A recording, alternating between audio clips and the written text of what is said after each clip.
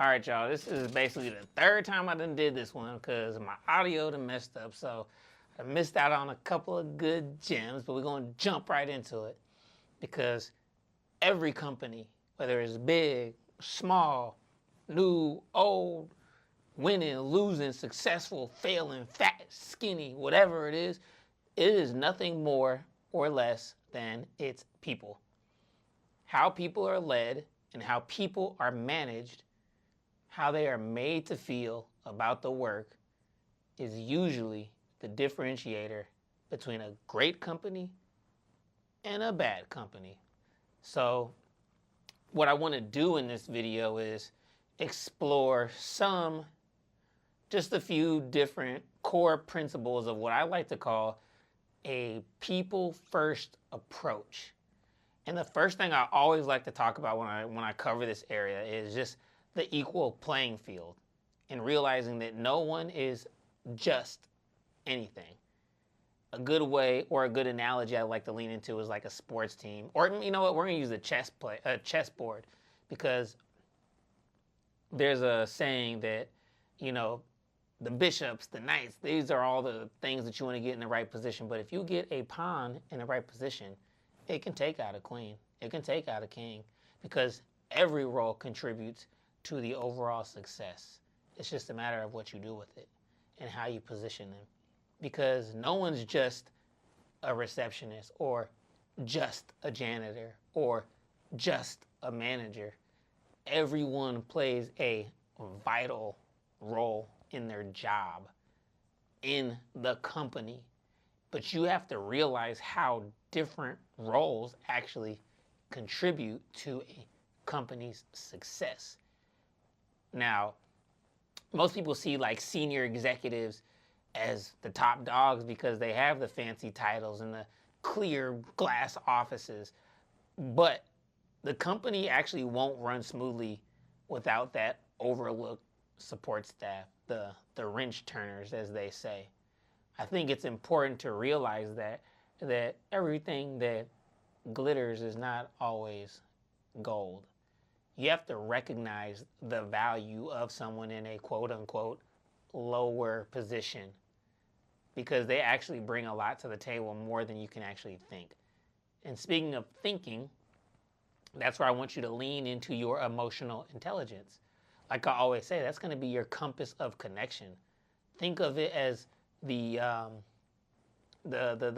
skill set that's going to help you to guide you to understand and connect with your team on a more emotional level, because it's about feelings, it's about empathy, clear communication, and recognizing effort.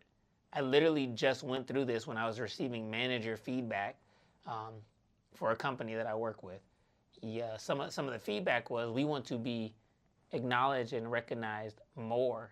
And when you don't do this, your company is going to risk failing their employees. Not just their employees, but really their customers and all stakeholders. So you have to make sure that you are on top of this. Think about how you've actually used your emotional intelligence to connect with your team, and see if you can get better at that, or share that with other people. And hopefully your team is soaking that up from you as well.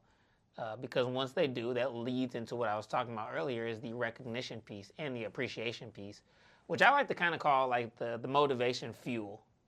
And since we're talking about fuel, we'll use a car analogy, because your car is not going to run without fuel. Just like your team needs recognition fuel and appreciation fuel, that high octane, man.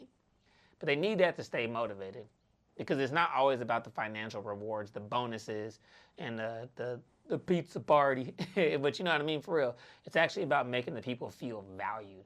And sometimes even just a simple thank you can go a long way. Like, I know I'm a simple person, and if you just say thank you, I'm like, all right, bet, we're good. That's all I needed to know. You appreciate it? Bet, we're good. So you have to think about the ways that you have shown appreciation to your team, and ways that you feel like you can probably add to that. Because once you start putting people first, you realize it's not just a nice thing to do.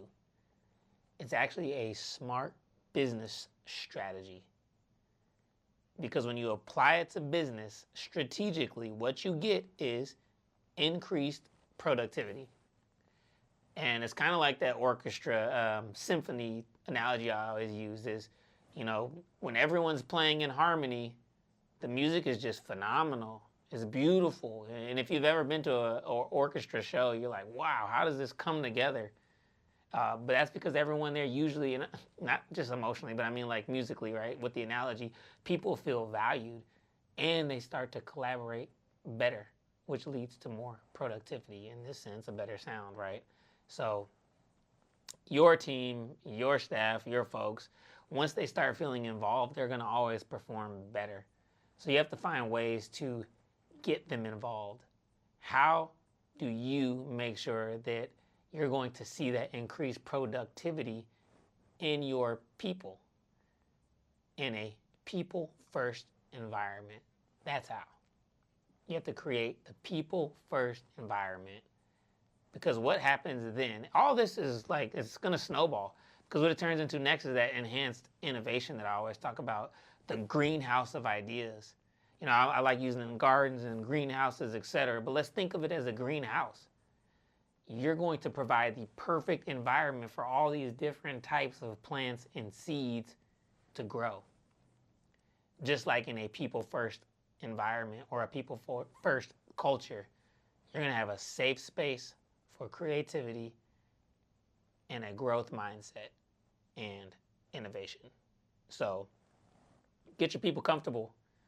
Make sure they feel good sharing their ideas, because that's when the innovation and creativity starts to just go crazy. It goes crazy. It starts to flourish. So you can do it, but you have to tap in with your people. And with the people-first approach, leading to innovation in your workplace is going to make things a lot smoother, a lot more productive, and you're going to have stronger loyalty and retention from your people. Because now you go from greenhouse to being in the garden of commitment. All right, you see that? You like that? Greenhouse, garden of commitment. Garden, green. Anyways, but seriously, imagine that it is a garden where you have to nurture these plants. You don't water it one day and think you're going to get a full beanstalk. You got to come back and water it, nurture it, shit. Sometimes talk to it, harvest it, whatever you got to do. You're going to have to keep coming back. The moral of that is you have to nurture the seed you plant regularly. And it's not only right just to do it, but it's actually good for your business. It's going to be good for your brand, for your personal brand, because now you're seen as the person who can increase loyalty in a people-first environment. And the way you do this is by creating that people-first culture within your organization. But I think one key, if there's one thing that you can take away from this, is to do that, you have to lead by example. And that's where we fall into what I like to call the mirror effect. Think of everything as a mirror. What you perceive is what you receive. Your actions are going to reflect on your team. So if you prioritize people, they will too. And the people they are going to prioritize are going to be different, but it doesn't matter because it's all for the business and you're going to reflect positivity. All right? So as a leader, demonstrate that people-first approach. And sometimes it does need to be a top-down message, because I like to think of the business world in 3 layers. You have the people way up here, you have the people way down here, and you have the people right in the middle.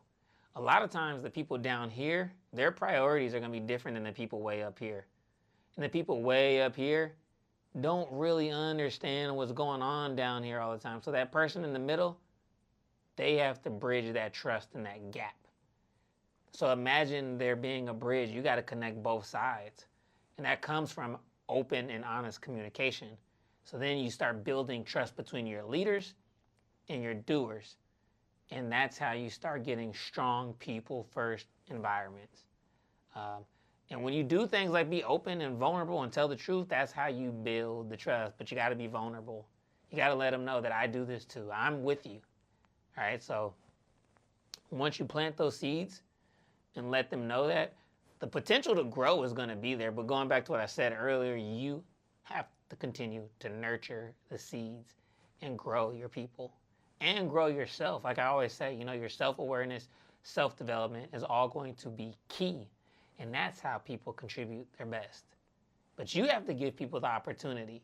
Now, on the flip side, when you give them these opportunities, you also have to give them opportunities to complain or criticize and address things like hurdles and discrepancies and be okay with it and realize that putting people first is not a trend. It's going to have to be a fundamental shift in how you view your business. Now, everybody's going to do their own thing and approach things how they want and see it how they see it. I'm just giving you my perspective because I always believe that it is about recognizing that people, they're not just resources, but they are going to be the brains and the heart of any successful company or team or organization. And once you embrace this mindset of people first, you can actually recreate that same space wherever you go, whether it's with your family, with your team, with your business, with your sports team, with your colleagues and friends. You can recreate that, but it's going to be up to you. That being said, I'm going to leave you with some homework. What I want you to do is, let's see, why don't you identify one way that you put people first in your workplace? Drop a comment below and say what you do. Now, if you see something somebody else says, implement that and then see if you can observe the impact. And remember, by remembering this, you are not in it by yourself.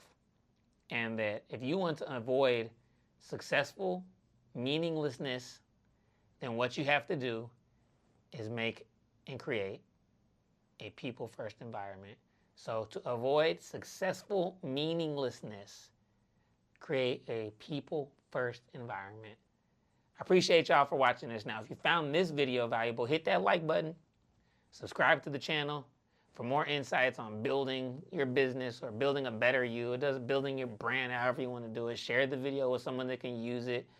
And write some of this down and then go try these things. I really want to see you guys doing better. I'm not taking no negativity. We're keeping it all positive too. So we'll see you on the other side, man.